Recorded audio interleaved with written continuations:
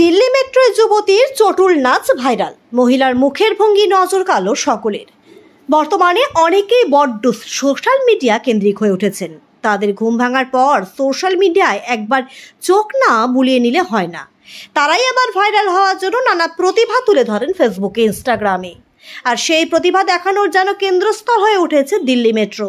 যাত্রীদের অসুবিধার কথা না ভেবেই কিছু মানুষ দেদার রিলস বানাচ্ছেন চলন্ত মেট্রোতে। আর সেই চটুল রিলস ভাইরাল হচ্ছে ইন্টারনেটে। সম্প্রতি দিল্লি মেট্রোতে নাচের এক ভিডিওই নজর কালো সকলের।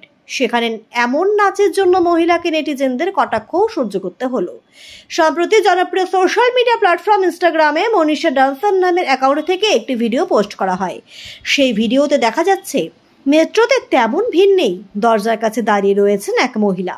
সে সময় হঠাৎ ফ্রেমে দেখা যায় এক যুবতীকে, আর ভোজপুরি গানের সঙ্গে নাচতে শুরু করেন তিনি।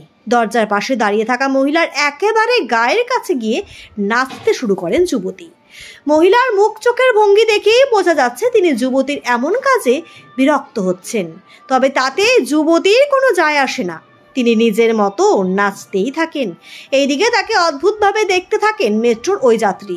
ওইদিকে ভিডিওটি পোস্ট করার পরেই তা ভাইরাল হয়ে যায়। এখনো পর্যন্ত এই ভিডিওটি 20 লক্ষের কাছাকাছি ভিউজ কুড়িয়ে নিয়েছে, লাইক পড়েছে 1 লক্ষেরও বেশি।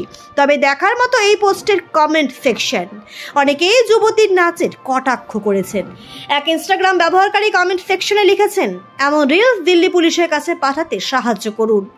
অন্য একজন আবার লিখেছেন, আন্টিজি থাপ্পড় মারতে যাচ্ছিলেন। অন্য একজনের মন্তব্য, এটা বন্ধ করুন, পাগল আন্টি ভয় পেয়ে গিয়েছেন। প্রসঙ্গত এর আগেও দিল্লি মেট্রোতে নানা কাণ্ড ভাইরাল হয়েছে ইন্টারনেটে।